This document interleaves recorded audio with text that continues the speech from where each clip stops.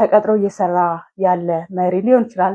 የራሱን ድርጅት እየመራ ሊሆን ይችላል እና እነዚህ መሪዎች ስትራቴጂካሊ ትላልቅ ፕላን ያላቸው ግብ ያላቸው የካምፓኒን ቪዥን ወይም ደግሞ ሚሽን እንዲሁም ራዕይና ተልዕኮ ሰክሲድ እንዲያደርግ አቺቭ እንዲያደርግ ትልቁን ሞተር ወይም ደግሞ ቁልፍ ይዘው ቡድኑን በመምራትና ያንን ውጤትና ስኬት እንዲያመጡ ኮች የሚያደርጉ ሊድ የሚያደርጉ ጋይድ የሚያደርጉ ዳይሬክሽን የሚያሳዩ ሰዎች ናቸው ማለት ነው መሪዎች።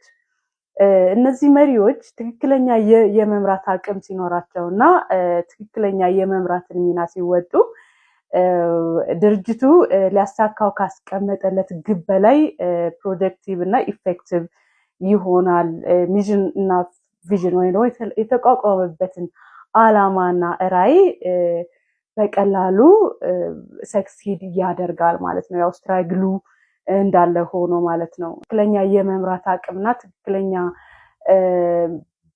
ቡድንን የመምራት ስርዓት የሚከተል ድርጅት ላይ የሚሰሩ ሰራተኞች ብዙ ጊዜ በጣም ፕሮዳክቲቭ ኢፌክቲቭ ውጤታማ ሰራተኞችን ማብቃት መፍጠር ይቻላል ማለት ነው።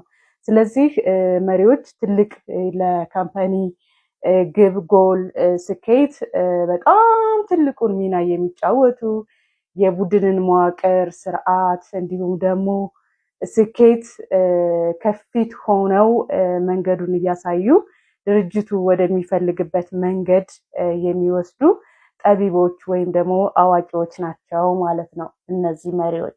ስለዚህ